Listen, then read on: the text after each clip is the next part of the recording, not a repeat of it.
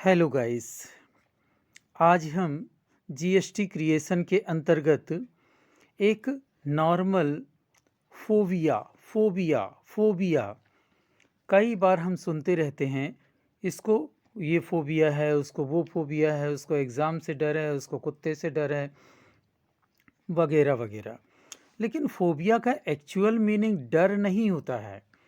जब हम साइंस में या मेडिकल साइंस की तरफ यदि हम जाते हैं तो हम देखते हैं फोबिया कोई डर नहीं है, बल्कि फोबिया क्या होता है, एक तरह का मनोविकार होता है, एक तरह की चिंता होती है जो कि किसी भी व्यक्ति को किसी भी विशेष परिस्थिति से होने लगती है।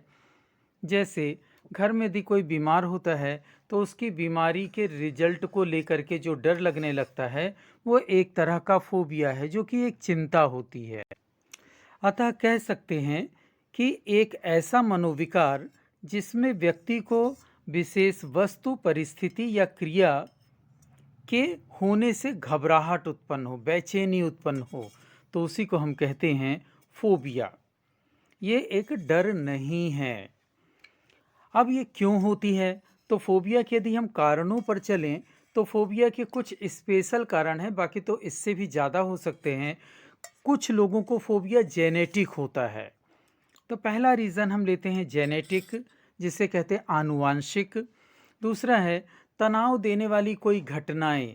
चलते फिरते यदि हम रास्ते में कोई एक्सीडेंट देख लेते हैं तो उसको ले करके हमको जो फोबिया उत्पन्न हो जाता है, ये एक धारणा बन जाती है, एक मनोविकार उत्पन्न हो जाता है।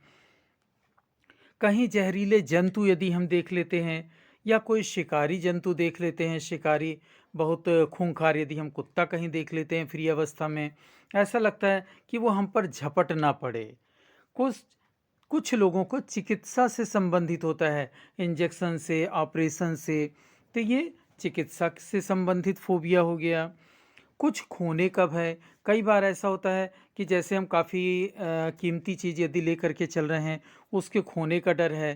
तो इस तरह फोबिया के कई प्रकार हो सकते हैं। अलग अलग परिस्थितियों में हम अलग अलग तरह के फोबिया को क्या करते हैं, एक्सपीरियंस करते हैं, अनुभव करते हैं। अब इसका प्रभाव कहाँ कैसा कैसा दिखाई देता है या कहाँ पर हमको दिखाई देता है कि फोबिया हो रहा है, तो महसूस कैसे होगा?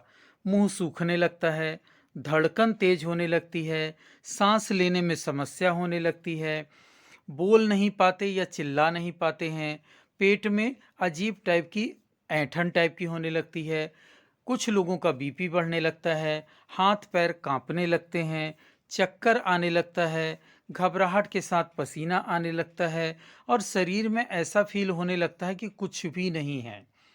सबको अलग अलग तरह के लक्षण होते हैं। जरूरी नहीं है कि जो लक्षण मैं बता रहा हूँ या मैंने जो फील किया ऐसा ही सभी को हो। सबके लिए फोबिया के लक्षण अलग अलग होते हैं। अब हम फोबिया के प्रकारों के बारे में चर्चा करेंगे। सबसे पहला प्रकार हम लेते हैं एग एगोरो एगोराफोबिया एगोराफोबिया एगोराफोबिया।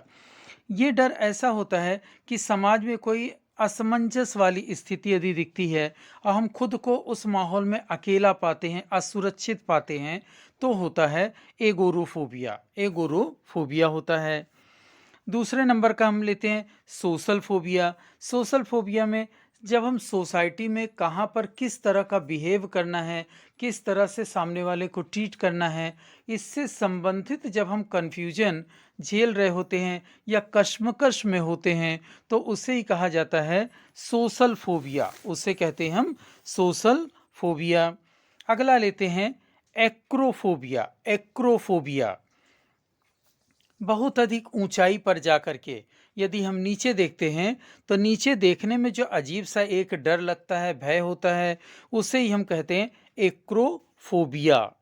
अगले नंबर पर लेते हैं हम क्लाउस्ट्रोफोबिया। क्लाउस्ट्रोफोबिया क्लाउस्ट्रोफोबिया ये फोबिया कब होता है? जब हम कार पर बैठे होते हैं और चालक पर हमको पूरी तरह से विश्वास नहीं होता, या हम जब लिफ्ट में ऊपर नीचे आ जा रहे होते हैं तो जो बेचैनी, जो घबराहट होती है, उसे हम कहते हैं क्लाउस्ट्रोफोबिया। नेक्स्ट है आपका एवियोफोबिया।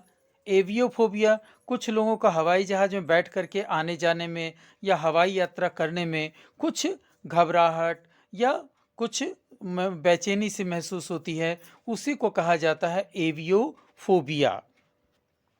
अगला है डेंटोफोबिया। जब कभी हमें दांत में तकलीफ होती है और हम डेंटिस्ट के पास जाने से घबराते हैं कि दांत में इंजेक्शन लगाया जाएगा, दांत निकालेगा तो पैन में दर्द होगा, दांतों में दर्द होगा, आँखों की प्रॉब्लम आ जाएगी। तो इस तरह की जितने भी धारणाएं हम बना के रखते हैं, ये सारी की सारी होती है डेंटोफोबिया। डेंटोफोबिया। नेक्स्ट है आपका हीमोफोबिया। हीमोफोबिया पूरी तरह से रिलेटेड होता है ब्लड से या लाल रंग से, किसी घटना को लेकर के, किसी एक्सीडेंट को लेकर के, या शरीर से कहीं ब्लड बाहर निकल रहा है या किसी के शरीर से ब्लड बाहर निकल रहा है, ऐसी स्थिति में जो घबराहट या बेचैनी होती है, उसी को हम कहते हैं हीमोफीबिया।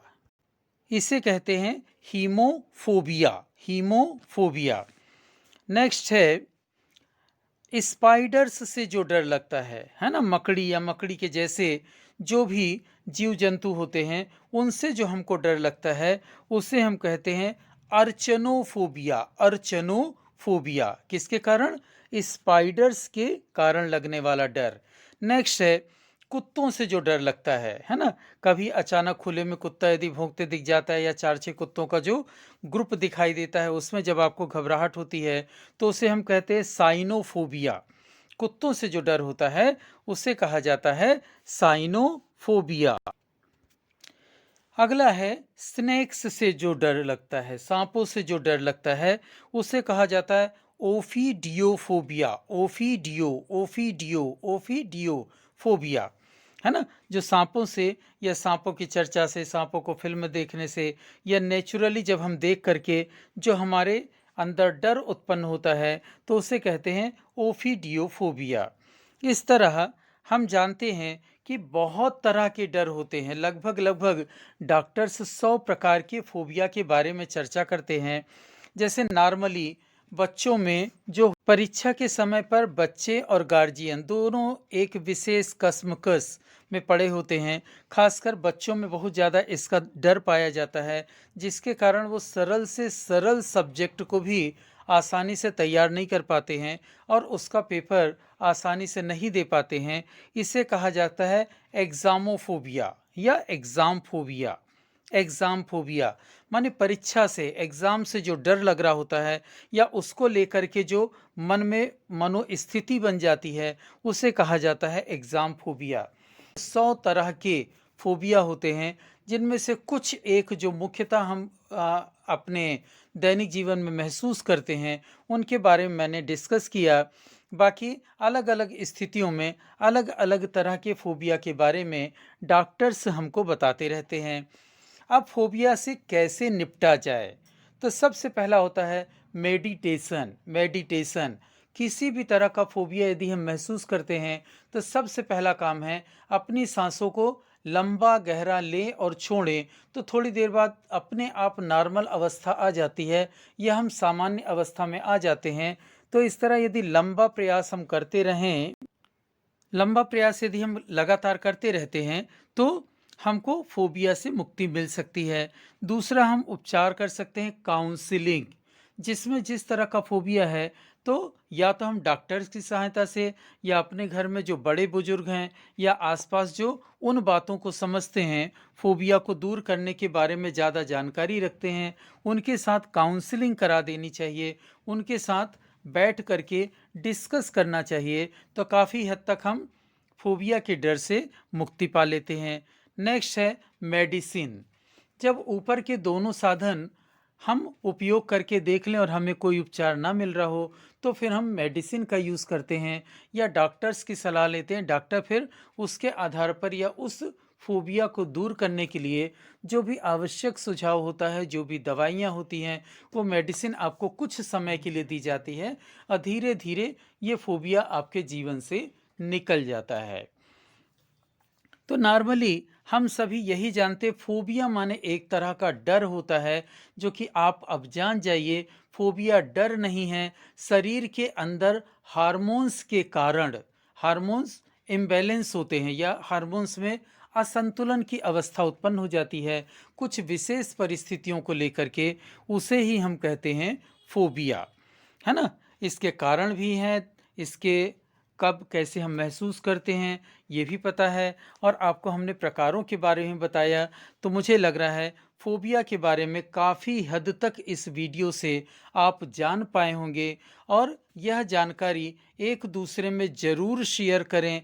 वीडियो के माध्यम से हो तो बहुत अच्छा है, अदरवाइज़ जब कभी आपस में इस शब्द को लेकर के यदि आप डिस्कस करते हैं या चर्चा करते हैं तो डीपली चर्चा करें, खासकर अपने घर में बच्चों को या बच्चे अपने बड़ों को ज़रूर बताएं, जिससे आपको आने वाले जीवन में इससे बहुत सारे फायदे हो सकते हैं।